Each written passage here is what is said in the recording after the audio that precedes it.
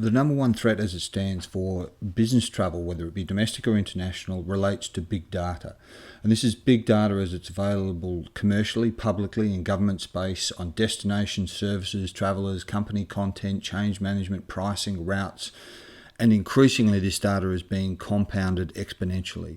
So it's not only a problem for the organisations who are seeking to harness and manage their own data as it relates to the individual, but those service providers. We're looking at GDS systems, the global data systems, which are still very old and outdated interfaces. The relationship between service providers is fragmenting the travel process, so therefore more of the providers are capturing and collating and managing this data. How do individuals get access to this? How do organisations get access to this? How do organisations contextualise and make the information more relevant to the individual? And this goes just beyond the itinerary. It's difficult enough, and for any traveller who's experienced an incorrect seat placement or an incorrect meal or an incomplete hotel booking or a vehicle that didn't turn up upon booking, this information is only becoming more problematic. As it stands within developed countries, the concept and process of data management is not universal across emerging markets. So therefore, what is a well-developed and potentially robust or the perception of a complete system of big data management does not apply for areas outside of the organisation where most travellers are going to. So the reality is the quality of this data, the application, the consideration that it is used for both the individual as well as the organisation is a major problem for 2013. The problem is far from solved. The problem is far from completely understood, and as it relates to the travel management space, it presents a significant threat and risk for all of those who are trying to utilise both empirical data, who are developing risk mitigation strategies, or who are just simply seeking to better understand the demographic and the composition of their travellers and their exposure to other environmental threats and hazards. So this information as a business intelligence process represents the most significant concern, therefore a threat and hazard for all businesses over the course of 2013. This is likely to continue for at least the next 12 to 18 months, or it's likely to be further exacerbated by greater introduction of data, greater introduction of service providers, greater integration issues. So the number one threat and hazard for the majority of business travellers for 2013 relates to the specifics of big data. The number two threat for 2013 relates to social media. Travellers increasingly are turning to social media where organisations themselves have failed to provide adequate information, or even service providers, that includes airlines, advisories, governments and so on, is that 90% of purchases and decision when it relates to travel is conducted with an online search. And therefore the relevant information that both they find, what they receive from their friends, online review sites, significantly influences individuals. This could be the selection of flights, it could be the provision of accommodation, regardless of company corporate policies, advisories and so on, is that social media is the majority source of information for travellers as they seek advice, assistance, guidance, qualification, preferential selection of services, even things to do whilst they're conducting business travel. And it can certainly influence the procurement side of the cycle as well, as they see and find and digest reviews and consolidations as they're published online relevant to service providers.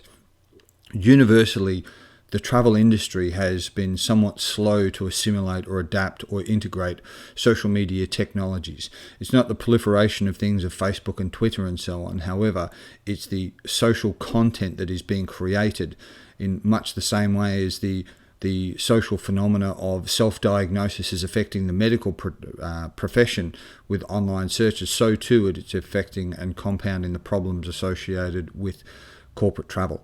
So what this means is for risk management professionals is that individuals are forming their own opinions, or they're receiving data points, sometimes good, sometimes bad, relating to what they've captured or been exposed to on a greater frequency from their social media channels. So what this is doing is influencing their decision-making cycles, both routine and priority, and therefore this constitutes a significant concern, threat and hazard for all business travel, specifically those who are trying to manage and influence and control to a degree or manage the associated threats and concerns as they relate to business travel. The number 3 top travel threat for 2013 for business travel relates to travel managers themselves. Travel managers still have a vast difference in terms of their experience, career progression, their subject matter expertise as it relates to the management of risk and certainly the threat and hazard identification. Even questions are being raised around the career progressions of the individuals that end up sitting over travel risk management processes. Have they simply originated from hotel reservation services or flight booking travel management centres, and now they fill these roles within corporates? Even where they sit within the organisation, do they have the C-suite access? Do they have the relevant credentials, the experience?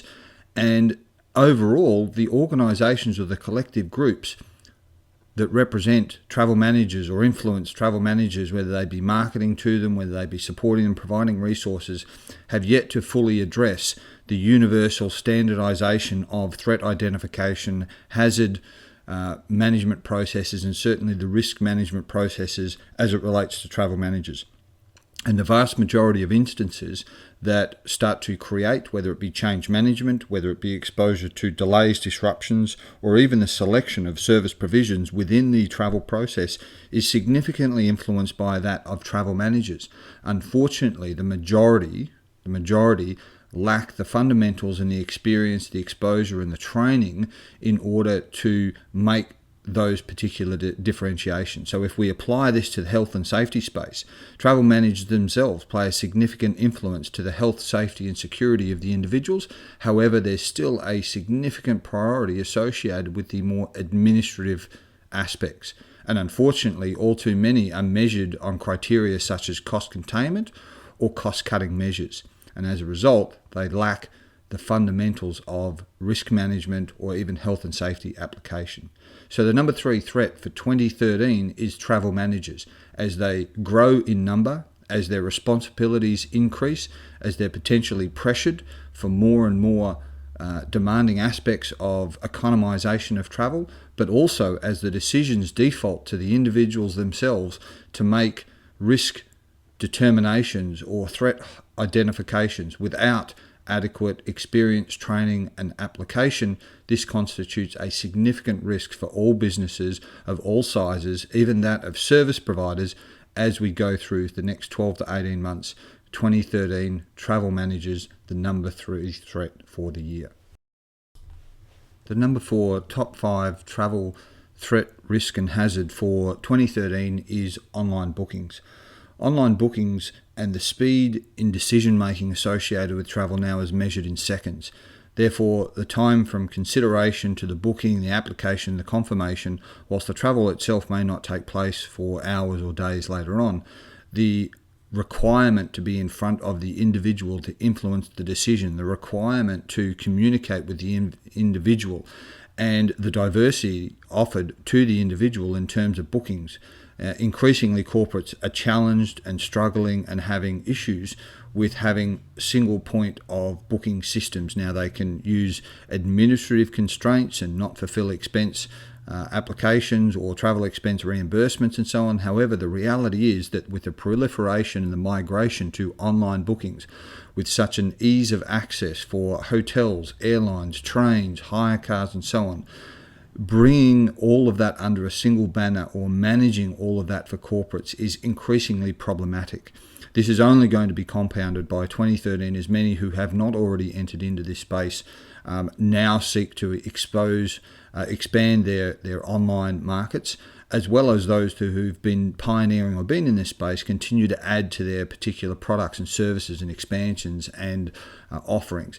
So the reality is, for travel managers and risk managers and everybody involved in both shaping and managing the threats and hazards associated organisations, it's a real-time demand. whilst infrastructure has not expanded, headcount and even budgets have not expanded for risk management professionals, whether they be small to medium enterprises all the way up to large corporates.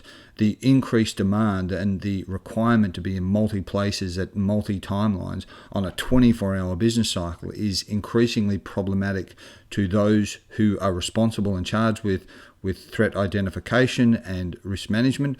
It's increasingly problematic because it now plays to the opportunity of the individual who can now book not only during office hours but also outside of office hours. So they may be making bookings and then travelling all outside of standard business hours. So this puts greater demands on the infrastructure, greater demands on risk management professionals, and fragments a significant amount of the centralisation and coordination that was previously achieved through having centralised booking or more manual processes. So the number 4 top threat consideration for business travel for 2013 is that of online booking and online access to reservations and travel booking procedures. The number 5 top travel threat for business travellers in 2013 relates to multi-devices. Business and business travellers are now spoilt by choice. There's a proliferation of options as associate to smartphones, to tablets, to laptops, to netbooks, and all sorts of configuration, both bring your own devices as well as company provided. So what this creates is intellectual property issues.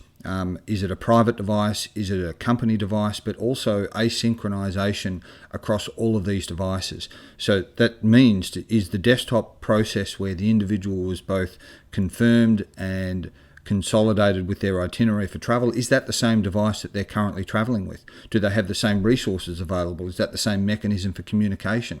Has the individual got multiple SIM cards, multiple phone numbers, multiple profiles, multiple means of communication across all of these devices? Do they have a preference for one or the other? Do they take all of these devices or one of these devices?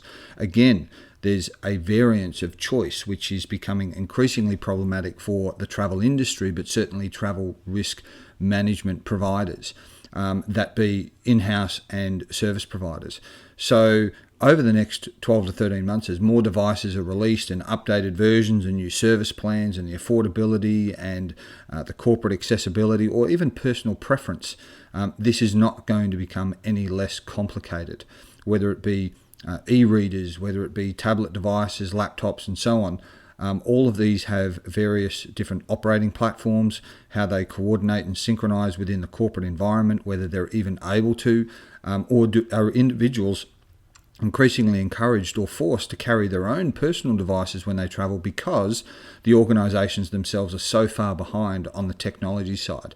Do they upgrade to the latest operating systems? Are they susceptible to bluejacking, to Wi-Fi networks, to lost devices with all of their corporate contacts? And all of these sorts of considerations are now becoming major concerns for the larger corporations, but they've become instant concerns to the small to medium enterprises who may never have even given consideration or thought to this, but have significantly more at stake or invested because their devices could be the difference between 80 to 90% of their revenue being generated from a handful of individuals who are actually travelling. So again, it actually amplifies their concerns rather than because they've got less travellers, it makes it less of a problem. So over the next 12 to 18 months, we're going to see that travellers with all of the information, with their access and their systems and the security management, the asset controls, as well as the communication opportunities, and above all, as I said, with the multiple profiles and touch points for communication, is going to complement, frustrate, and cause failure across organisations, both in routine and priority communications. So in the event that somebody does need to communicate or be communicated to, which device do you choose? Which platform is of preference? Is a particular generational gap between those that use emails and those that respond to SMSs, or those that prefer instant messaging? Or are the costs associated with international roaming too high and therefore they've gone to a local SIM which has none of those accessibility and data options? Again, these issues and these problems and conundrums for organisations will only get more problematic. But for 2013, it comes in as the number 5 threat and concern is that of multi-device for one of the greatest threats to business travel for 2013.